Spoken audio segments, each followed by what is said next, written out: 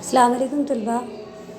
आज हम सबक नंबर 8 पौधों की अक़साम पढ़ेंगे। अक़साम जो किस्म की जमा है, ये मुसल्लमा हकीकत है कि हर जानदार को, चाहे वो इंसान हो या हैवान, पेड़ पौधे हों या परिंदे, हर कीड़े मकोड़े हो या ग़िज़ा के बग़ैर ज़िंदा नहीं रह सकते।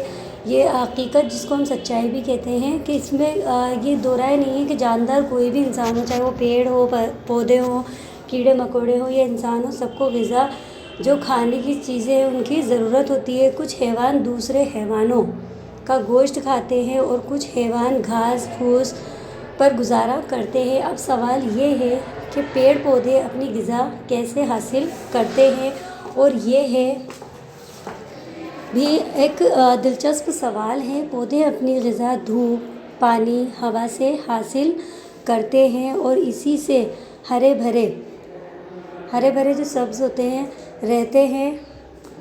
पौधे अपनी ग़िज़ा ख़ुद तैयार करते हैं। सारे पौधे एक जैसे नहीं होते, इनमें बेशुमार किस्में हैं। हम यहाँ सिर्फ़ चंद एक का ज़िक्र करते हैं। पौधे दूसरे पौधों से मुख्तलिफ होते हैं और अजीब व गरीब भी हैं। जैसे गोश्तखोर, जो गोश्त खाने वाले होते हैं। पौधे यानी वो पौधे जो गोश्त पर अपना गुजारा करते हैं। इनकी शक्ल एक सुराही की तरह, लंबी गर्दन वाला बर्तन जो होता है की तरह होती है, जैसे पीचर प्लांट कहते हैं। ये बोर्नियो और अमेरिका, जो बर्निया है वहाँ और अमेरिका में पाया जाता है। ये पौधे कीड़े मकोड़े को पकड़कर खा जाते हैं। इन पौधों को कीड़े मकोड़े को पकड़ने के लिए दौड़ धूप नहीं करनी पड़ती, बल्कि कुदरत ने इनमें एक ख़ास किस्म की बू, जो अल्लाह ताला है, कुदरत जो है, उन्होंने एक ख़ास किस्म की बू लगा रखी है, जिसको सूंघकर दूसरे कीड़े इनके पास आकर सुराही के दाने में बैठ जाते हैं और सरकते सरकते इसके अंदर चले जाते हैं। सरकते सरकते मतलब रेंगते और वहाँ एक किस्म के लुआब के साथ चिपक कर इनका खाना बन जाते हैं। दूसरे किस्म का पौधा वीनस फ्लाई टाइप का होता है, कहलाता है, जो शुमाली और जनूबी अमेरिका में पाया जाता है। इन पौधे से एक लुआब निकलता है, जो एक लिक्विड तरीके का होता है, निकलता है, जिसका रंग सुर्ख होता है। इन पौधों की नोक जो सिरा होता है किसी चीज़ का, के दो हिस्से होते हैं, जिनमें बाल उगे होते हैं। कीड़ों को पकड़ने के लिए ये दोनों हिस्से एकदम बंद हो जाते हैं और फिर पौधा कीड़े को तेज़ाब से मिलाकर हज़म कर लेता है। एक और पौधा जिसको सनड्यू प्लांट कहते हैं, ये भी कीड़े मकोड़ों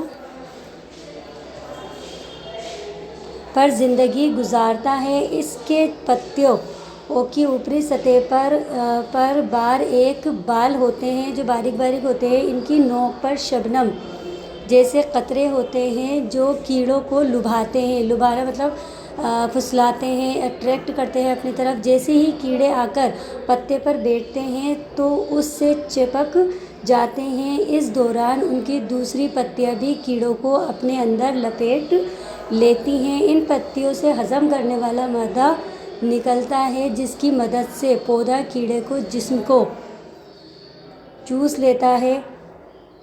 इसके बाद पत्तियां अपने आप खुल जाती हैं। पौधा ये काम दरअसल अपनी ग़िज़ा हासिल करने के लिए करते हैं, जो ग़िज़ा इनको ज़मीन से हासिल नहीं होती। उससे बढ़कर क्या मिसाल हो सकती है कि कोई ये ख़याल करे कि पौधे में जान नहीं होती। आपने देखा होगा बाज़ जो कुछ ना कुछ चीज़ें होती हैं, पौधों में कांटे होते हैं, या बाज़ पौधों में पत्तियों के सिरे कांटे की शक्ल होते हैं। ये पत्तियां और कांटे पौधे की रखवाली, जो उसकी देखभाल होती है, का काम करते हैं। कुछ सब्ज़ी खोर जानवर ऐसे पौधों को खाने से दूर रहते हैं।